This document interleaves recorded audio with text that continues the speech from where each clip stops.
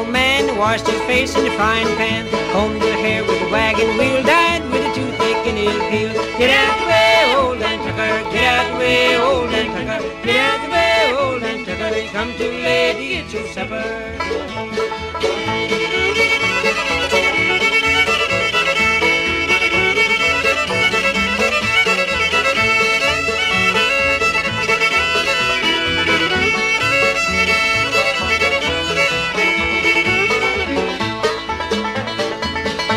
Well, old Dan Tucker, when he got drunk, fell in the fire and he kicked up a chunk. Charcoal got in the side of his shoe. Now I bet you one of them ashes flew. Get out the way, old Dan Tucker, get out the way, old Dan Tucker, get out the way, old Dan Tucker, you come too late to eat your supper.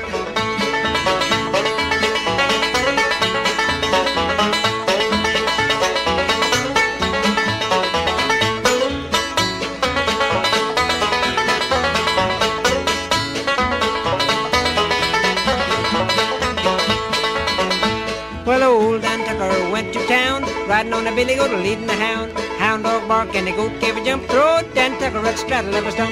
Get out the way, old Dan Tucker, get out the way, old Dan Tucker, get out the way, old Dan Tucker, you come too late to eat your supper.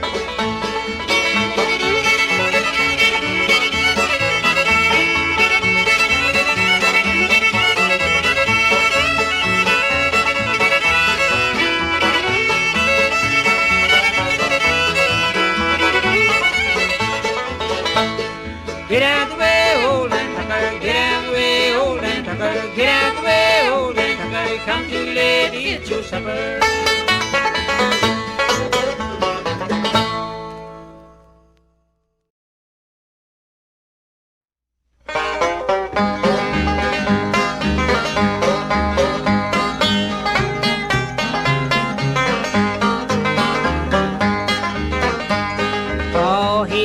A great big billy goat ma, she washed most every day.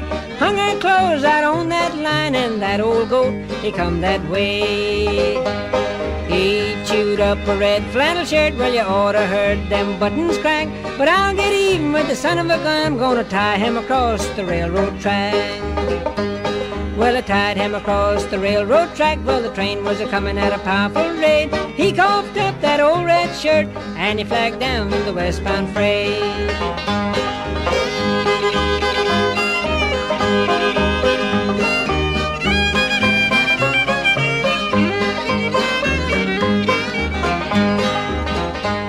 Well, I went to the station and I bought me a ticket. Well, I walked right in and I sat right down. I stuck the ticket in the brim of my hat, but the doggone wind blowed it out on the ground. The conductor come around, he says, give me your ticket. Well, I had to pay again to get left on the track. But I'll get even with the son of a gun. I'll buy a round-trip ticket and I ain't a-coming back.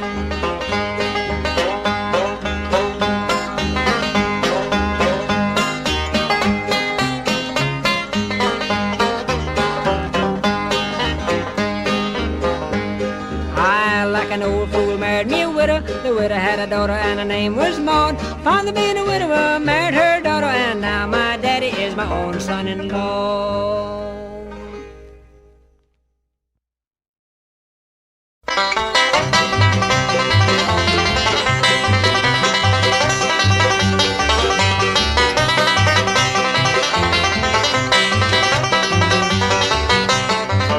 Well, my old master said to me, Way-dee-yahoo, when I die, gonna set you free. Way-dee-yahoo, well, he lived so long till his head got bald. Way-dee-yahoo, till I thought he wasn't gonna die at all. Way-dee-yahoo, come along, little children, come along, while the moon is shining bright.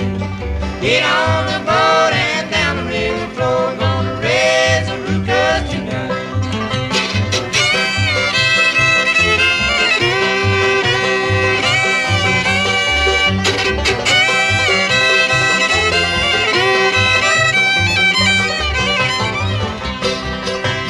Picking in the cotton and the cotton I'm a-growing. Way-dee-yahoo, mowing, pawing me. Way-dee-yahoo, well, me knock a bud in the bobtail bull. Way-dee-yahoo, made more taters than a train could pull. Way-dee-yahoo, come along, little children, come along, while the moon is shining bright. Get on the boat and down the river floor, gonna race ruckus tonight.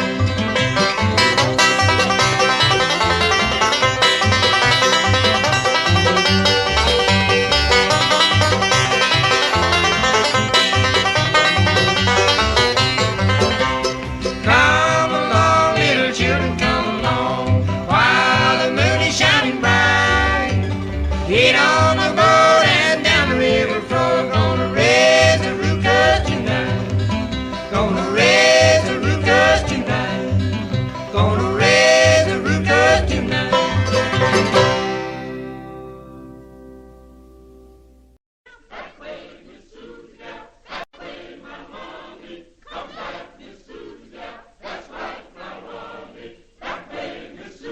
Come on, let's raise a ruckus tonight.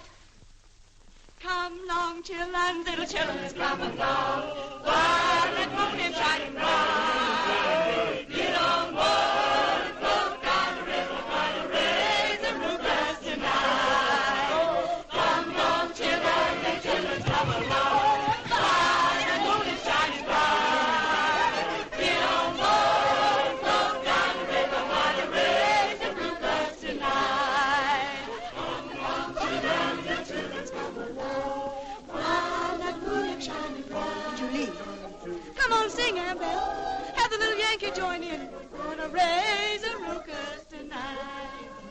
We have such charming customs down here.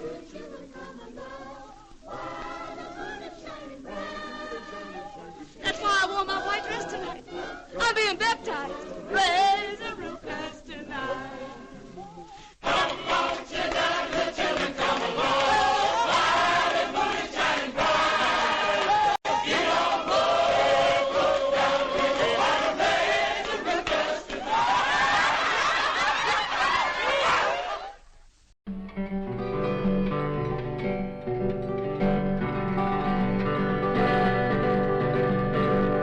Why don't you come along, everybody come along, to the lake or to the bay. Bring your boat down to the river shore, for it's a surfing nanny today. No need to live down by the sea, surfing any day. Just grab your board and follow me, let's surf an any day. Put your boat down in the lake, let's surf an any today. And ride all day on the rolling wake, let's surf an any today. Why don't you come along, everybody come along, to the lake or to the bay. Bring your boat down to the river shore, it's a surf an any today.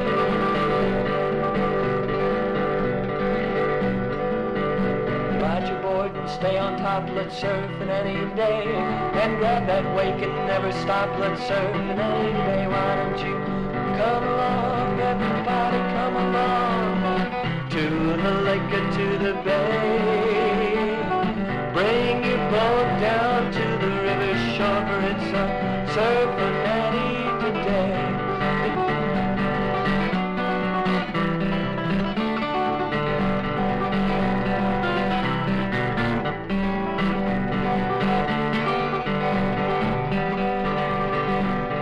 Now you see how surfing's done, surfing any today. At Cypress Gardens in the Florida sun, let's surf an any today. 'Cause it's the greatest, I'm telling you why, let's surf an any today. You can wave at the girls as you ride by, let's surf an any today. Why don't you come along, everybody come along, to the lake or to the bay. Bring your boat down to the river shore, for it's a surfing any today. Why don't you come along, everybody come along, to the lake or to the bay. Bring your boat down to the river shore, for it's a surfing any today. Our next story is one of the most famous in all of Yiddish literature, Bontshe the Silent by I. L. Peretz. In the second half of the 19th century, I. L. Peretz helped to bring modern Yiddish literature to birth. Born in Poland in 1852, he began his career as a lawyer, a background plainly evident in today's story. It wasn't until he found himself disbarred for political activity, a common enough occurrence in Tsarist Russia, that he began writing fiction, first in Hebrew and Polish, and then in Yiddish. By the time of his death in 1915, he was considered not only the greatest Yiddish writer, but the towering Jewish intellectual figure of his age. In his numerous works he experimented with virtually every form of modern literary expression, ranging from folk tales and realism to expressionism and surrealism. Bontshe the Silent is a beautifully constructed story, seeming to extol the virtue of humility in the face of oppression. But, as you listen closely, you may detect flashes of satire that undercut the story's apparent piety. And if you have any doubts at all about what Peretz is really trying to say, just wait until the final paragraph. Bontshe the Silent by I. L. Peretz. Our reader is Harold Gould.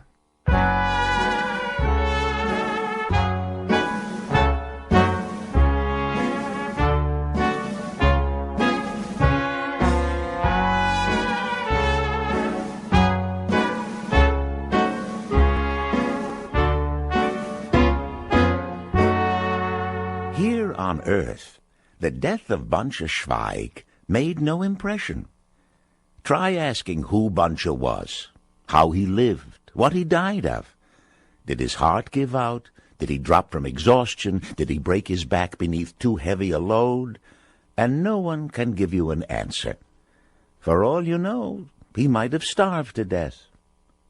The death of a tram horse would have caused more excitement. It would have been written up in the papers. Hundreds of people would have flocked to see the carcass, or even the place where it lay. But that's only because horses are scarcer than people. Billions of people. Bontsche lived and died in silence. Like a shadow, he passed through this world. No wine was drunk at Bontsche's circumcision. No glasses clinked in a toast. No speech to show off his knowledge was given at his bar mitzvah. He lived like a grain of gray sand at the edge of the sea, beside millions of other grains. No one noticed when the wind whirled him off and carried him to the far shore. While Bontsche lived, his feet left no tracks in the mud. When he died, the wind blew away the wooden sign marking his grave. The gravedigger's wife found it some distance away and used it to boil potatoes. Do you think that 3 days after Bontsche was dead, anyone knew where he lay? There was not even a gravestone for a future antiquarian to unearth and mouth the name of Bontsche Schweig one last time. A shadow. No mind, no heart preserved his image. Nothing remained of him at all. Not a trace. Alone he lived, and alone he died. Were not humanity so noisy, someone might have heard Bontsche's bones as they cracked beneath their burden. Were the world in less of a hurry, someone might have noticed that Bontsche, a fellow member of the human race, had in his lifetime 2 lifeless eyes, a pair of sinkholes for cheeks, and even when no weight bent his back, a head bowed to the ground as if searching for his own grave. Were men as rare as horses, someone would surely have wondered where he disappeared to. When Bontsche was brought to the hospital, the corner of the cellar he had called his home did not remain vacant, because 10 men bid for it at once. When he was taken from the hospital ward to the morgue, 20 sick paupers were candidates for his bed. When he was carried out of the morgue, 40 men killed in the fall of a building were carried in. Think of how many others are waiting to share his plot of earth with him. And well may you wonder how long he will rest there in peace. He was born in silence. He lived in silence. He died in silence. And he was buried in a silence greater yet. But that's not how it was in the other world. There, Bontsche's death was an occasion. A blast of the Messiah's horn sounded in all 7 heavens. Bontsche Schweig has passed away. Bontsche has been summoned to his Maker. The most exalted angels with the brightest wings informed each other in mid-flight. A joyous din broke out in paradise. Bontshe Schweig! It doesn't happen every day. Young silver-booted cherubs with diamond-bright eyes and gold filigreed wings ran gaily to greet Bontshe when he came. The flapping of their wings, the patter of their boots, and the merry ripple of laughter from their fresh rosy mouths echoed through the heavens as far as the mercy seat, where God himself soon knew that Bontshe Schweig was on his way. At the gates of heaven stood Father Abraham, his right hand outstretched in cordial welcome, and the most radiant of smiles on his old face. But what was that sound? It was two angels wheeling a golden chair into paradise for Bontshe to sit on. And what was that flash? It was a gold crown set with gleaming jewels, all for Bontshe. What? Before the heavenly tribunal has even handed down its verdict? Marveled the saints, not without envy. Ah, answered the angels, everyone knows that's only a formality. The prosecution doesn't have a leg to stand on. The whole business will be over in 5 minutes. You're not dealing with just anyone, you know. When the cherubs raised Bontshe on high and sounded a heavenly fanfare, when Father Abraham reached out to shake his hand like an old friend, when Bontshe heard that a gold crown and a chair awaited him in paradise, and that the heavenly prosecutor had no case to present, he behaved exactly as he would have in this world. That is, he was too frightened to speak. His heart skipped a beat. He was sure it must be either a dream or a mistake. He was accustomed to both. More than once in this world of ours he had dreamed of finding gold in the street, whole treasure chests of it, only to awake as great a beggar as before. More than once some passer-by had smiled or said hello, only to turn aside in disgust upon realizing his error. That's how my luck is, Bontshe thought. He was afraid that if he opened his eyes, the dream would vanish, and he would find himself in a dark cave full of vermin. He was afraid that if he uttered a sound or moved a limb, he would be recognized at once and whisked away by the devil. He was trembling so hard that he did not hear the cherubs sing his praises or see them dance around him. He did not return Father Abraham's hearty greeting or bid the heavenly tribunal good day when he was ushered before it. He was scared out of his wits. His fright, moreover, grew even greater when his eyes fell involuntarily on the floor of the courtroom. It was solid alabaster, inlaid with diamonds. Just look where I'm standing, he thought, too paralyzed to move. Who knows what rich Jew or rabbi they mixed me up with? In a minute he'll arrive, and that will be the end of me. He was too frightened to hear the presiding judge call out, "The case of Bontshe Schweig," adding as he handed Bontshe's file to the defense counsel, "You have the floor, but be quick." The whole courtroom seemed to revolve around him. There was a buzzing in his ears. Gradually he began to make out the counsel's voice, as sweet as a violin. "The name of Bontshe Schweig, Bontshe the Silent," the counsel was saying, "fit him like a tailored suit."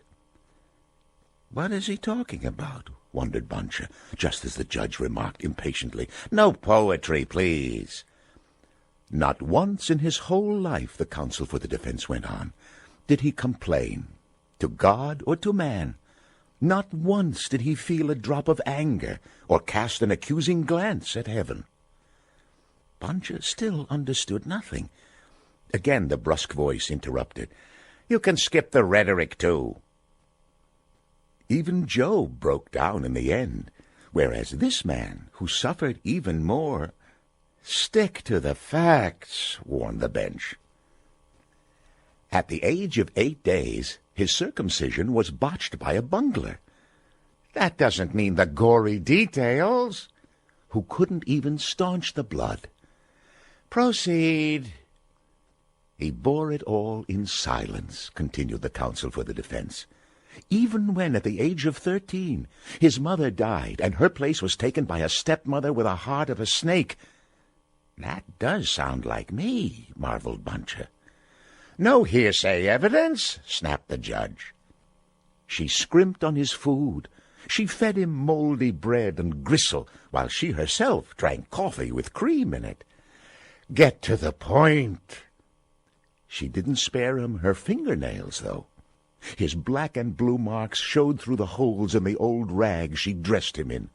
She made him chop wood for her on the coldest days of winter, standing barefoot in the yard. He was too young and weak to wield the axe, which was too dull to cut the wood, which was too thick to be cut. He wrenched his arms and froze his feet more times than you can count, but still he kept silent, even before his own father. "His father? A drunk," laughed the prosecutor, sending a chill down Bontshe's spine. "He never complained," continued the defense counsel. "He hadn't a soul to turn to. No friends, no schoolmates, no school. Not one whole item of clothing, not a free second of time." "The facts," repeated the bench. He even kept silent when his father, in a drunken fit, took him by the neck one snowy winter night and threw him out of the house. He picked himself out of the snow without a peep and followed his feet where they took him. At no time did he ever say a word. Even when half dead from hunger, he never begged, except with his eyes. At last, one dizzy, wet spring evening, he arrived in a great city. He vanished in it like a drop of water in the sea, though not before spending his first night in jail for vagrancy. And still he kept silent, never asking why or how long. He worked at the meanest jobs and said nothing, and don't think it was easy to find them. Drenched in his own sweat, doubled over beneath more than a man can carry, his stomach gnawed by hunger, he kept silent. Spattered with the mud of city streets, spat on by unknown strangers, driven from the sidewalk to stagger in the gutter with his load, beside carriages, wagons, and tramcars, looking death in the eye every minute, he kept silent. He never reckoned how many tons he had to carry for each ruble. He kept no track of how often he stumbled and fell. He didn't count the times he had to sweat blood to be paid. Never once did he stop to ask himself why fate was kinder to others. He kept silent. He never even raised his voice to demand his meager wage. Like a beggar, he stood in doorways, glancing up as humbly as a dog at its master. "Come back later," he would be told.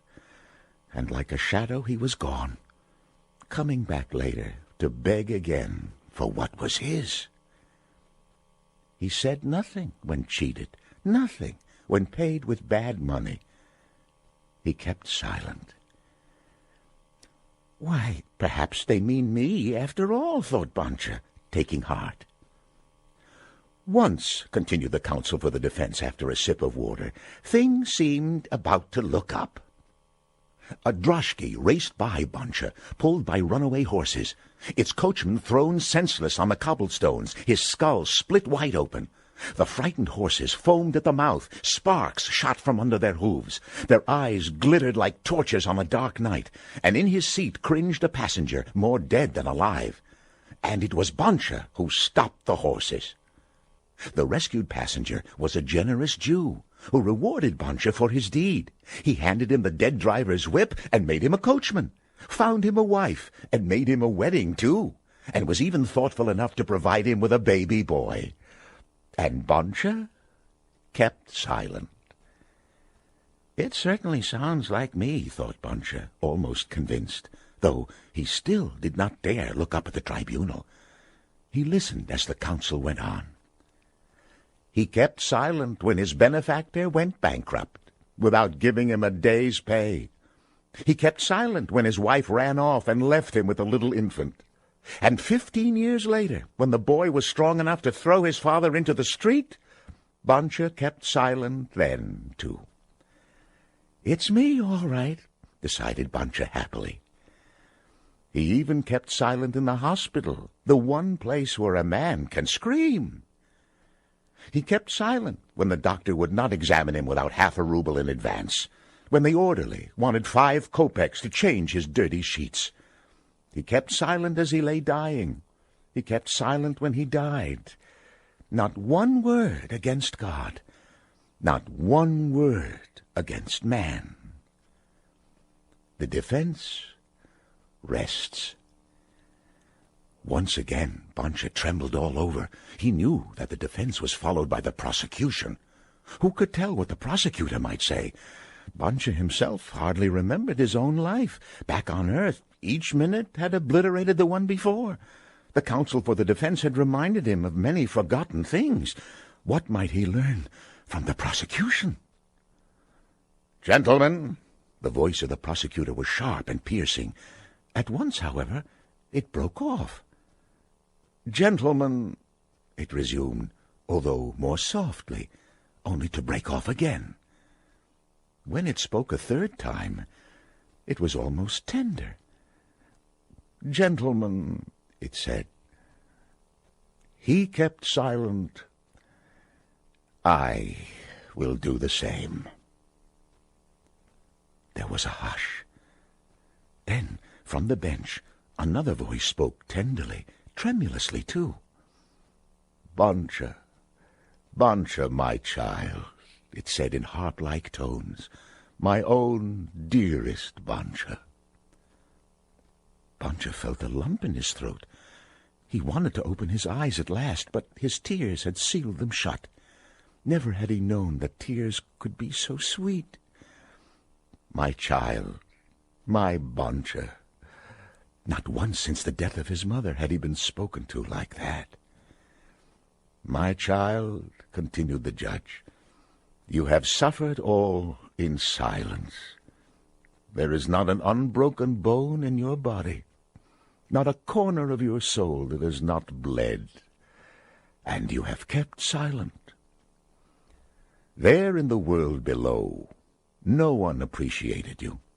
You yourself never knew that had you cried out but once, you could have brought down the walls of Jericho.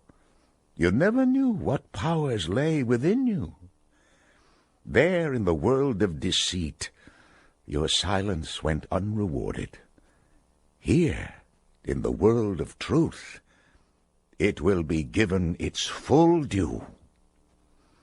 The heavenly tribunal can pass no judgment on you. It is not for us to determine your portion of paradise. Take what you want. It is yours, all yours." Bontshe looked up for the first time. His eyes were blinded by the rays of light that streamed at him from all over. Everything glittered, glistened, blazed with light. The walls, the benches, the angels, the judges.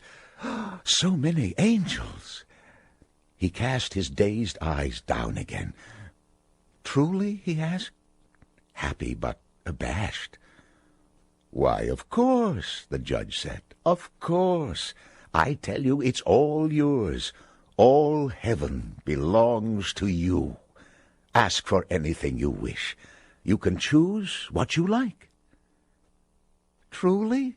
asked Bontshe again, a bit surer of himself. "Truly, truly, truly," clamored the heavenly host. "Well, then," smiled Bontshe, "what I'd like most of all is a warm roll with fresh butter every morning."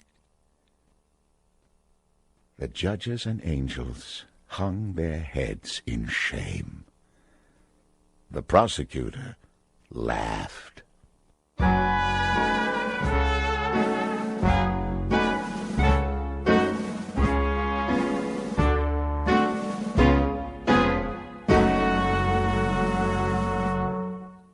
That was Bontshe the Silent, written by I. L. Peretz and read by Harold Gould.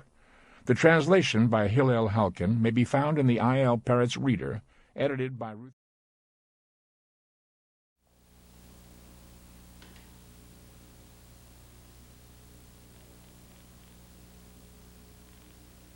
Well,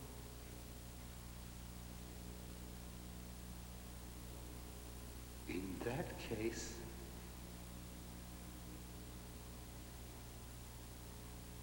if it's true,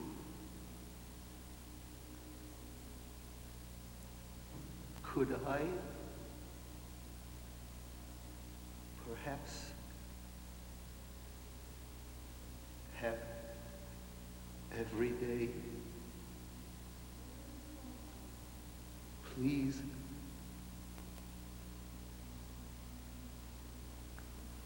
a hot roll with fresh butter,